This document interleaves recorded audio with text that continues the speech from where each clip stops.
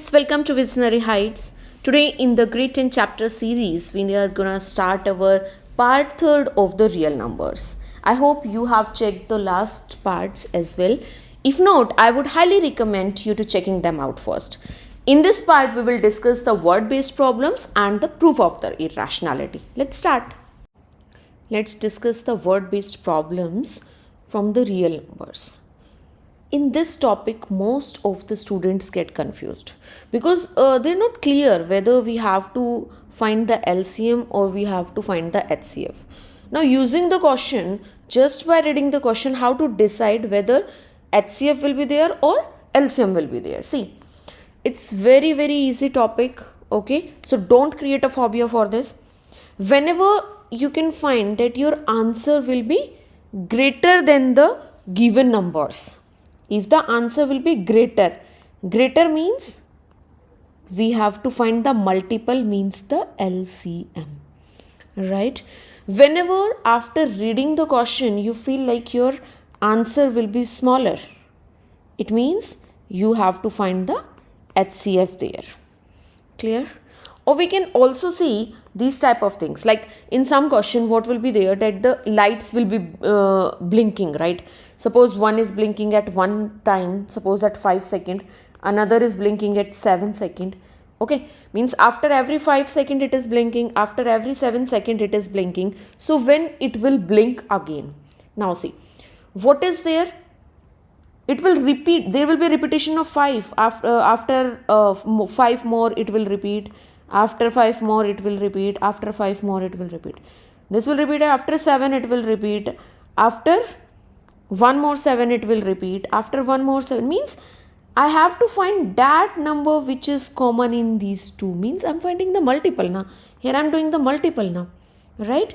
So using the questions only, just by seeing the question only, you can decide whether if the answer is greater than the given thing, it will be the LCM. If the answer is smaller than the given one, then it will be the HCF or the factor, right? Suppose we are measuring something, right? We are measuring something. I'm giving you a 1 liter water, all right? Okay. And for that, I'm giving you a 10 liter container. Is it possible to measure water? It won't be possible, right? It won't be possible. But in order to measure 1 liter water, if I'm giving you just 500 ml container, so you can measure it, means 2 times you can use that container. If 2 times this container is being filled, means you can measure it. But what about the 10 liter container? Is it possible to measure 1 liter water? Not possible, right? So in these type of questions, because your answer will be less, so you have to find the HCF. Okay, let's move to the question. From the question only we will decide whether it will be a LCM or the HCF. In this question we have 3 traffic lights which change after every 48 seconds, 72 seconds and 1 naught second respectively. If they change simultaneously at 7 am, what will be the next time when they will change simultaneously again? In this type of question, most of the student confused whether we have to find LCM or HCF. See what we have to do. See the reason. First will change after 48. Next 48 it will again change. Means after 96 seconds. Then it will change after 144 seconds. Same thing will happen for 72. It will change after a multiple of 72. The third one will change after a multiple of 108. I am talking about the multiple, the minimum multiple that is common in all the 3, means we have to find the LCM. What will be the LCM of 48, 72 and 108? That is 432 seconds. If I convert the 432 second into minute, I will get 7 minutes and 12 seconds. So after 7 minutes and 12 seconds, they will change simultaneously again. So at 7:12 am, they will change simultaneously again. Check out this question. There is a merchant and he has 120 liter of oil of one kind 180 liter of another kind and 240 liter of the third kind, right? He want to measure all these three oils in order to sell, right? Or fill these oils in various containers and they should have the same capacity. Okay, so they are asking what should be the greatest capacity of such a tin.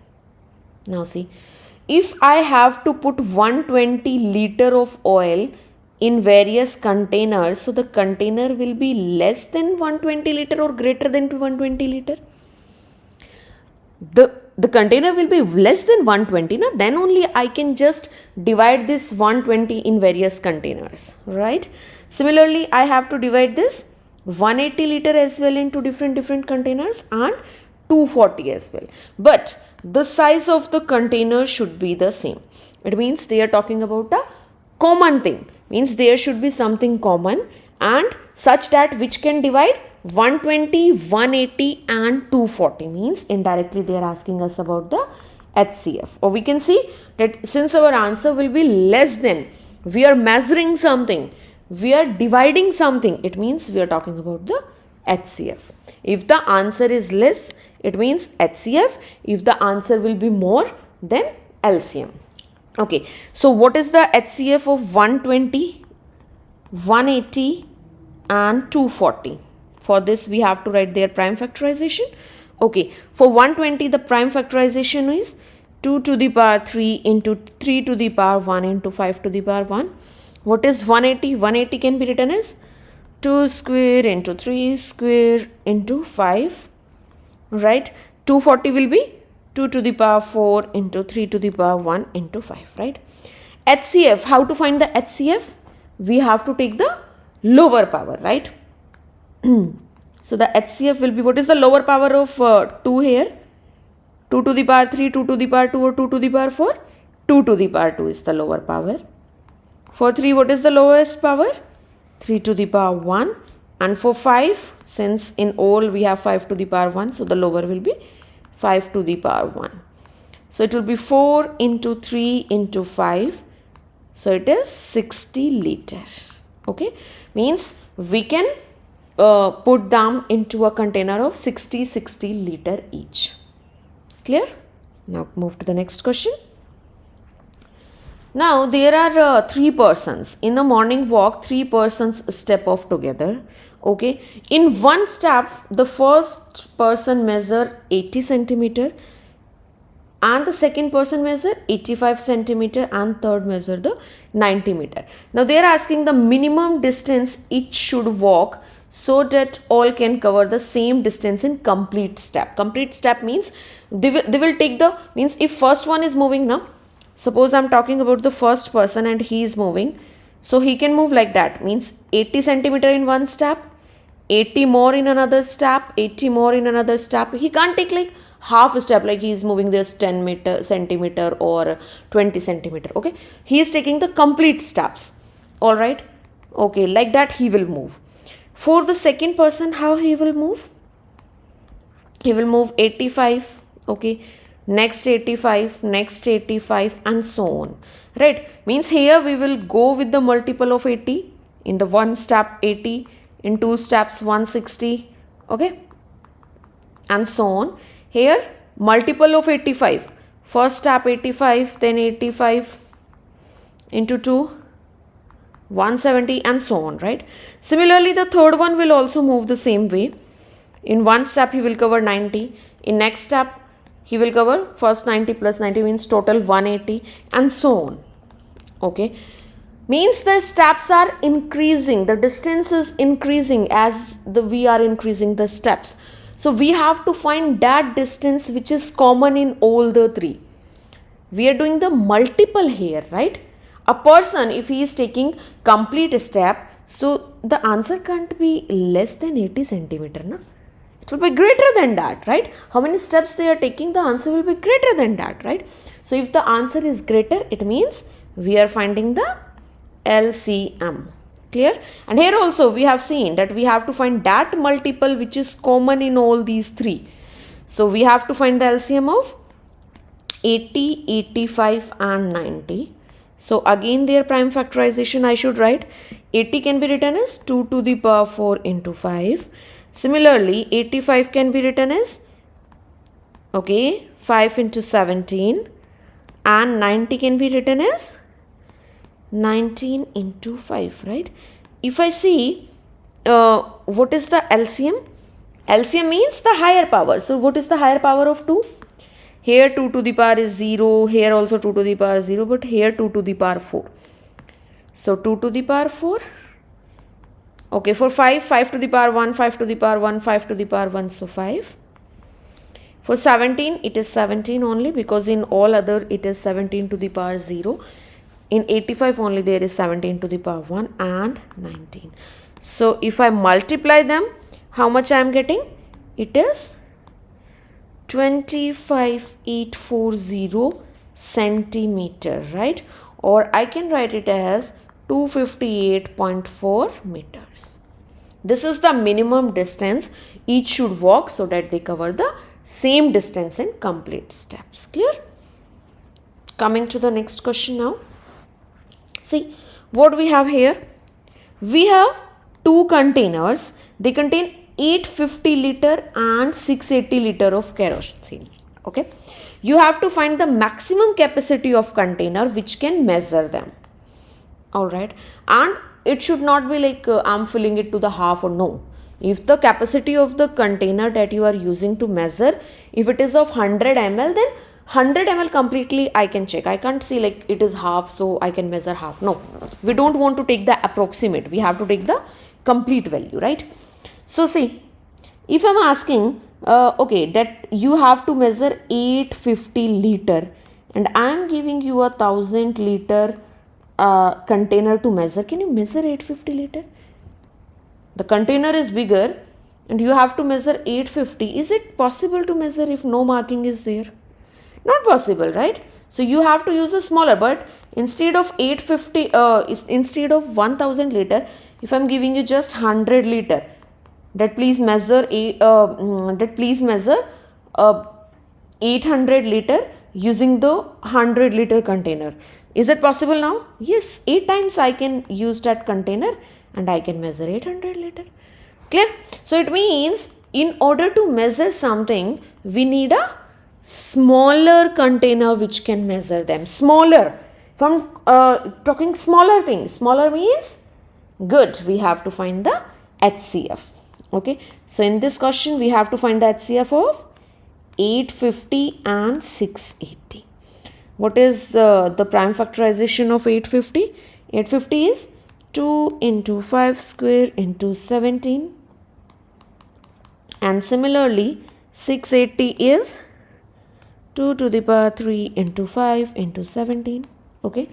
If I find the HCF, then HCF will be lower power. Lower power, 2 to the power 1 is lower, or 2 to the power 3? 2 to the power 1. Okay, here also. 5 to the power 1 is lower, or 5 to the power 2? 5 to the power 1. And 17 to the power 1 and 17 to the power 1, it is 17 only. So the answer will be 170 liter. Means if I take a container of 170 liter, then it can measure 850 liter as well as the 680 liters. Now let's solve this question. See what is given in the question. In the question, it is given that length, breadth and height of a room. This is given, right? And you have to find the longest tape that can measure all these three dimensions exactly, right? Again, we are measuring something. As discussed already, whenever we are measuring something, so whatever should be the tape, whatever should be the thing, that should be smaller, na? Then only we can measure. If it is larger, that how to measure it? Clear? So basically, whatever will be the tape, that will be smaller than this. Smaller means we have to find the HCF, right? Clear? So how to find the HCF of these three numbers? First, we have to write their prime factorization format. Okay. So how to write this 825? So what is the prime factorization of 825? When we divide it by 3, it will be 275. then with 5, 55, again with 5 we will get 11, with 11 it will be 1. So 825, the prime factorization is 3 into 5 square into 11, right? Similarly, do the same thing for the 675. 675 with 3, 2 to 5, again with 3,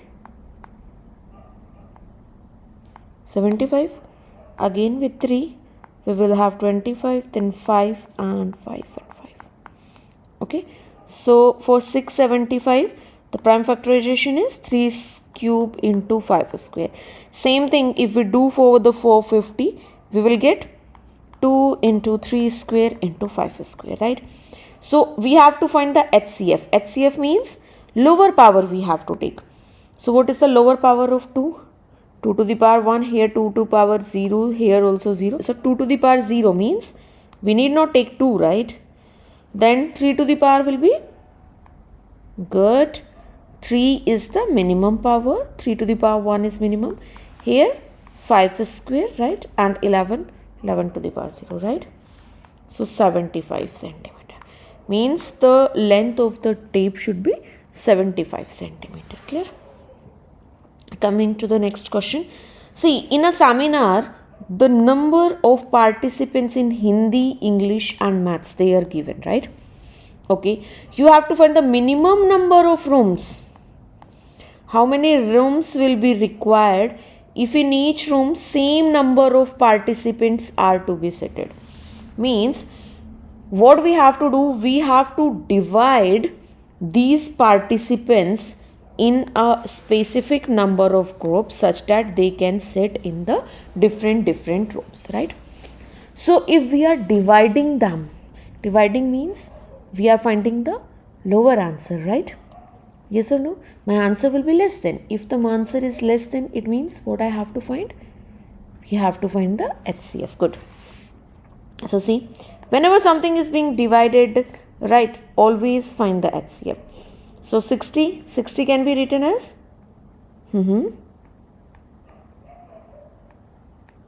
this is the prime factorization of 60, means 2 square into 3 into 5, right? For 84 it will be 2 into 2 into 3 into 7, right? So it will be 2 square into 3 into 7. Similarly for 108, what will be the prime factorization? 2 into 2 into 3 into 3 into 3, right? So it will be 2 square into 3 cube. Now HCF means the lower power of 2 is 2 square, 2 square, 2 square. So 2 square is the lower power. For 3 to the power 1, right? 5 and 7 it will be 0. So 12, right? Means the HCF is 12. Means you have to break them in a group of 12 each. But they are not asking you. Means what should be the group? What will be the number of participant in each room? Number of participant in each room will be 12, right? But they are asking the number of rooms, right? So if Hindi participants are there, if I am talking about the Hindi participants, they were 60. And in each room 12 are there. So how many rooms will be required? 5 rooms. Yes or no? Similarly, for the English one, 84 students are there. And in each room 12 students will be there. So 7 rooms will be required. Similarly, 108 participants are there. And in each room 12 will be there. So 9 rooms. So total how many rooms required? 9 plus 7, 16. 16 plus 5, 21. So total 21 rooms will be required. Clear? So make sure what they are asking. Okay, whether they are asking means in one room how many participants will be there, or they are asking the number of rooms. And why we are finding the HCF? Because we are dividing it into numbers, right? The rooms can't be greater than because a group is being seated there, right? Hope it is clear. Now coming to the next question. Again same type of question, but here 3 sets of English, Hindi and Maths book. Now we have three different subjects book and we have to stack them, means again we have to make their pair, right, and such that their height wise, means the of each stack is same, right? All right, so the number of English books is 96, Hindi books are 240 and maths book are 336. Same thickness, you have to determine the number of stacks, right? Again we have to divide them, right? 96 will be divided into some stack, right? Hindi books will be some stack, right? It means again HCF. Okay, so what is the HCF of 96, 240 and 336? All right, let's find it. 96 can be written as 48, then good, then again with 2, then with again 2 and with 3, right? So 96 is, the prime factorization of 96 will be 2 to the power 5 into 3. Same thing do for the 240 as well. If you do for the 240, it will be 2 to the power 4 into 3 into good 5. Very good. What about 336? Let's check for the 336. Divide by 2. 2 ones are 2, 2 6 and 2 8s are. Again with 2. 84 again with 2. Then with 2. With 3. With 3, right? 7. Right? We have 2 to the power 4 into 3 into 7. Now, if I ask you the HCF, means in each stack how many books will be there? So 2 to the power 5, 2 to the power 4, 2 to the power 4. What will be the answer? 2 to the power 4. Very good. 3 to the power 1, 3 to the power 1, 3 to the power 1, 3 to the power 1. 5 to the power 0, 5 to the power 1, 5 to the power 0 only. Same with the 7, 7 to the power 0. Okay. So it will be how much? 48, right? Means in each stack there should be 48 books, right? So they are asking us to determine the number of a stack of English, Hindi, and again they are asking the number of a stack. So in each stack 48 books will be there and 96 books are there in total. In one stack 48 books. So how many stacks will be there? 2 stacks, na? Okay. 2 stacks will be of English. What about the Hindi? Total Hindi books are 240. And in each stack 48 books will be there. So how many stacks? Okay. So 5 stacks, right? Similarly, for the maths one it is 336, right? So 336 and in each stack 48 books will be there. So how many stacks will be required? Just divide them.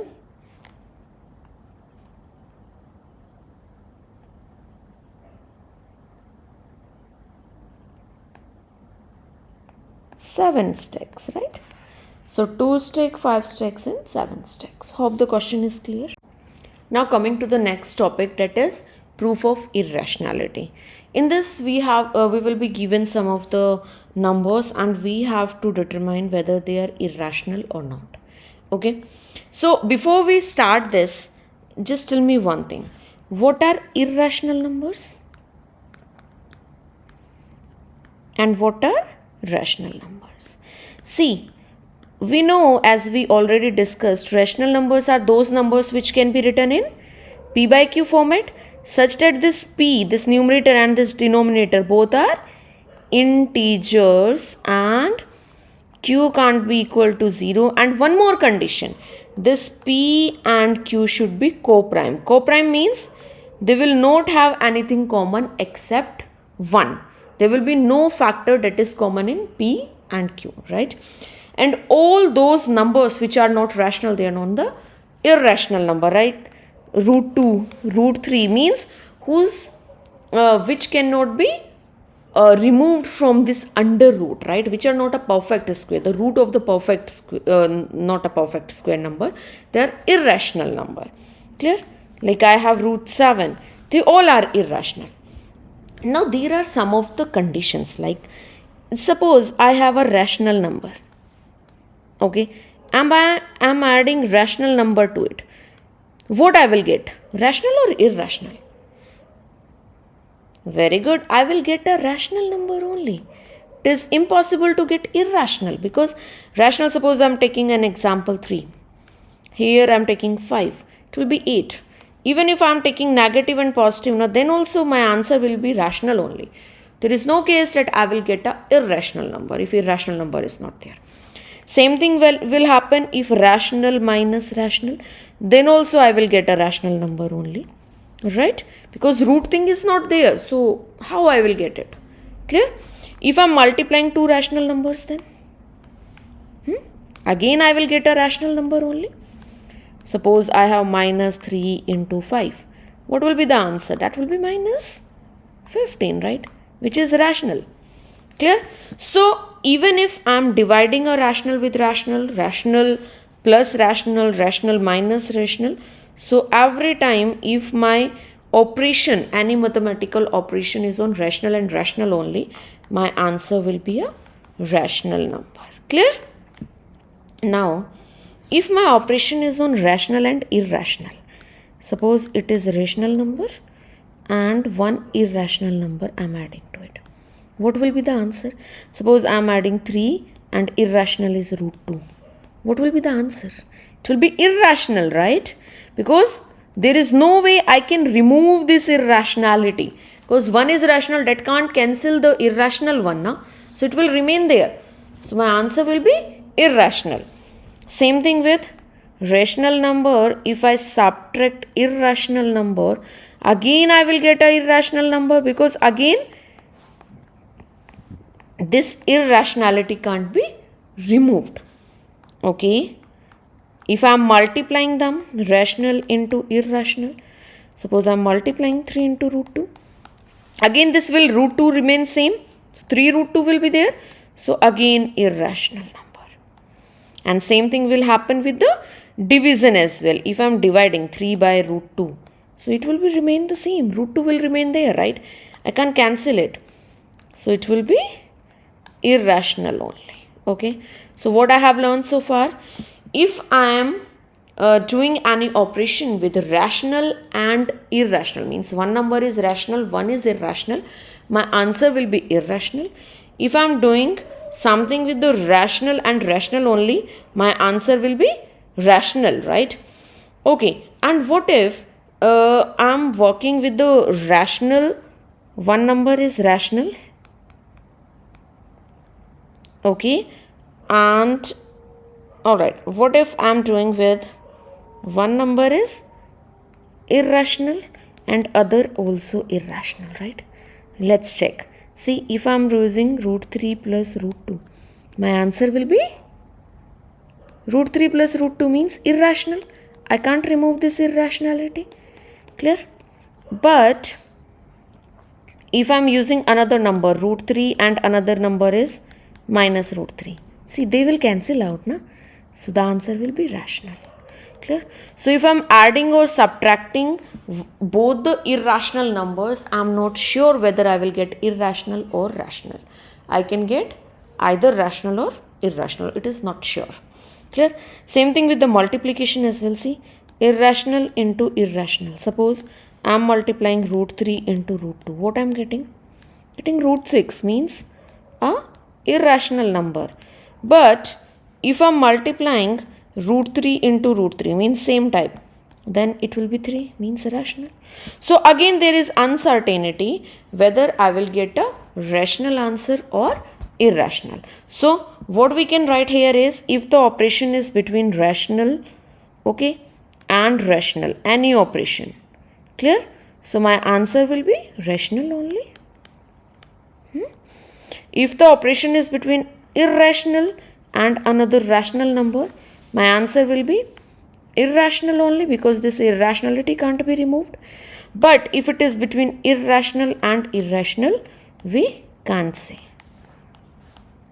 Hope it is clear. Now in this question, we have to prove that root 2 is an irrational number.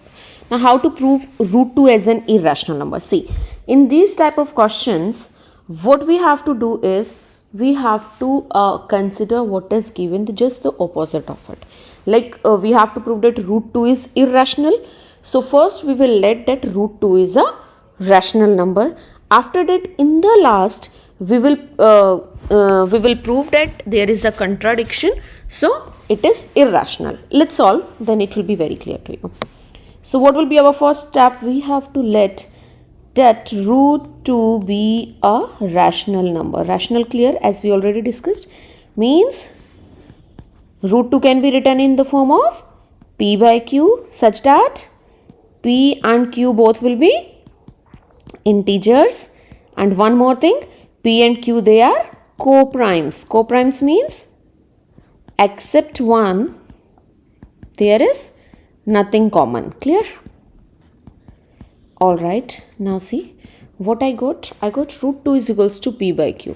Now if I square both sides, now squaring both sides, what we get? If we square both sides, root 2 square will become 2. And if I square the right hand side p by q, it will become p square by q square. Any doubt?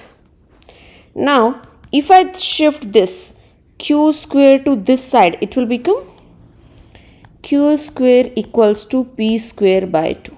Now see this step, very important step. Here it is clear that p square by 2, it is equals to whole square of an integer. Whole square of an integer means it is not giving me any decimal, it is not giving me any fraction, it is giving me a complete number. What does it mean? It means this p square is completely divisible by 2. Because if this number is completely divisible by 2, then only I will get the integer, na? Okay, so what I can write? That it means p square is divisible by 2. Okay, if p square is divisible by 2 and I am getting a whole square of a number, it means I can write p is also divisible by 2. Clear? Means one of the factor of p is 2 also. That's why it is cancelling and it is giving me a integer at the last. So how to write it? Okay, p is divisible by 2. Let's have another variable. Let a. Okay, how to write p is divisible by 2? Let a is equals to p by 2, or I can write that p is 2a. Is this clear? This is the first equation. Okay, what I did now, first I let the root 2 be a rational number. Okay, then because it is rational, so I wrote it in the form of p by q, because that is the definition of rational, right? Then squaring both sides, I got 2 is equals to p square q square. Then q square, on shifting there, I got this. Because q is an integer, it means this p square is completely divisible by 2. Or I can also say that p is also divisible by 2, right? So if p is divisible by 2, it means I can consider it to a, means if p is divisible by 2 means it will be equal to some number, right? So a is equals to p by 2 or p is equals to 2a. Let's do the same thing to the other as well. How? Just put the value here. I got p is equals to 2a. Okay. So what I can do now is, instead of p, I can put 2a. In this, let's put p is equals to 2a. So I can write q square is equals to p square by 2. It was given, right? Q square is equals to p square by 2. So instead of p, I can write 2a. So I can write q square is equals to 2a the whole square by 2. Or I can write q square is equals to 4a square by 2. Or I can write q square is equals to 2a square, right? Now, if I shift it to another side, it will become a square is equals to q square by 2. A was also integer. It means if I am getting it equal to an integer and this is there, it means This is completely divisible. Q square is divisible by 2. Right? And or I can say Q is divisible by 2, means this Q also has a factor that is 2. So let it be any other number and any other integer b. So b is equals to Q by 2, or I can write Q as 2b. Any doubt in this? Okay, because if Q square is divisible by 2 and I am getting a equals to an integer, it means it is completely divisible, right? Or we can say Q has a factor 2. That's why it is coming equal to a integer, right? So using first and second equation, what we can say, if I try to write P by Q, what will be P by Q? P by Q, it will be equal to, P the value is 2a. Okay, P I can write as 2a and Q I write as 2b, right? Now see, in the start what I let, that P and Q don't have any common factor, but see, here P can be written as 2a and 2b. It means 2 is the common factor, na? Yes, in the start I considered that the P and Q are co-primes. They don't have anything common, but see, here I am getting 2 as a common factor. So since 2 is a common factor of P and Q, so our contradiction was wrong.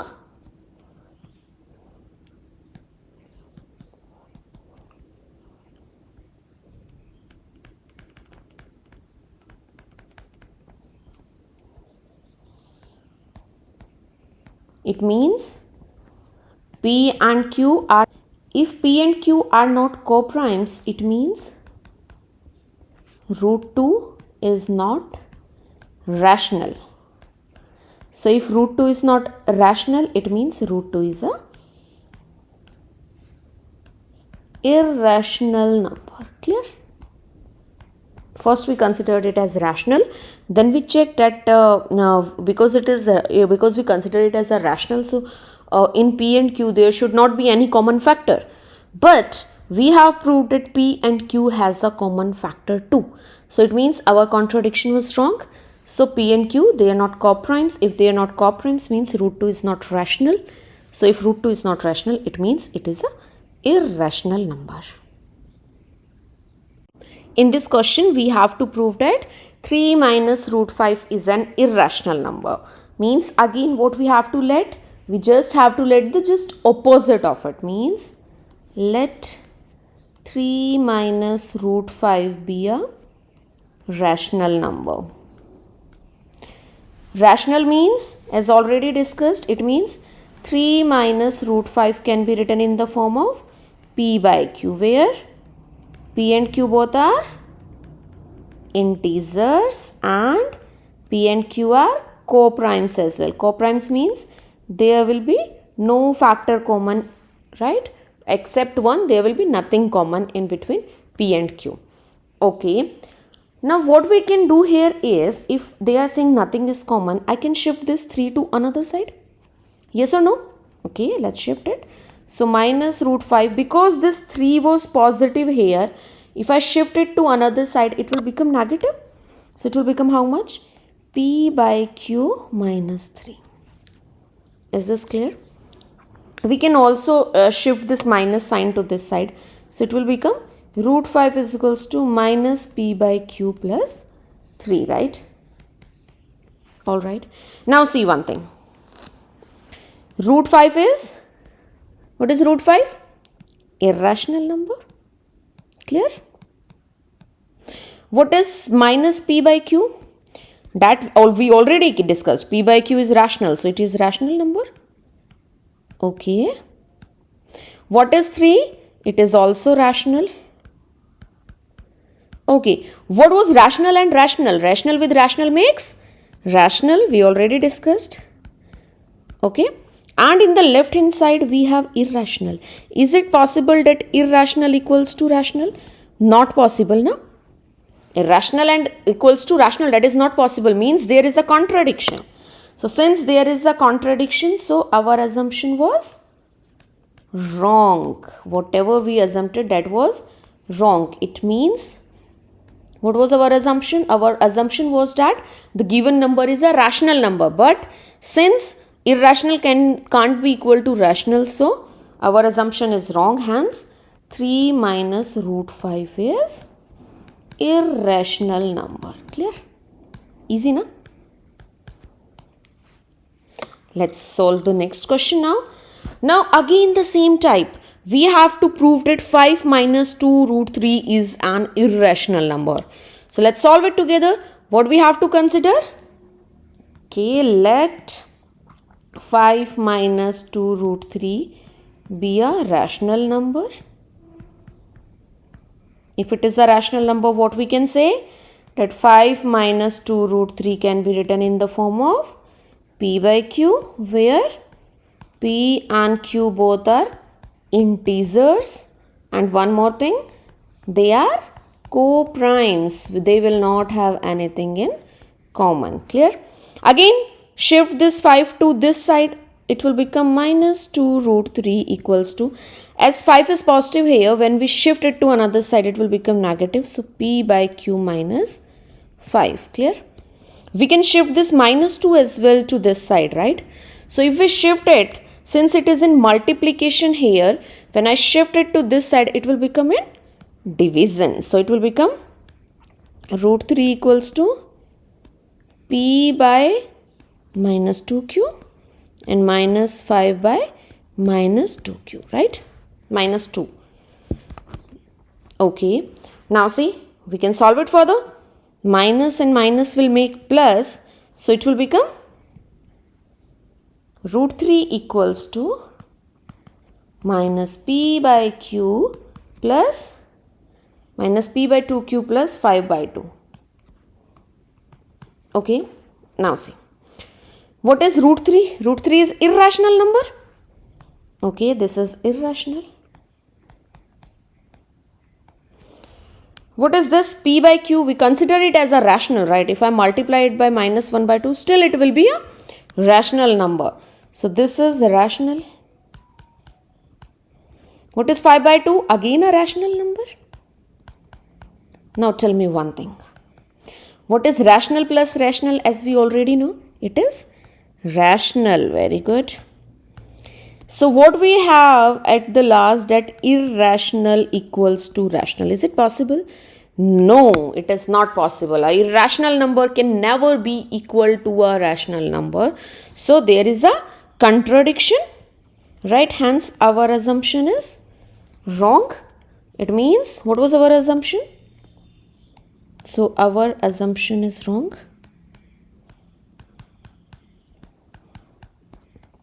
And what was our assumption? That the given number is irrational. No? So it means 5 minus 2 root 3 is not rational. It is irrational number. Clear? That's how we prove whether a number is irrational or not, right? Hope you liked the video. If yes, then hit the like button, subscribe the channel and follow for more such videos. Thank you. Like and subscribe.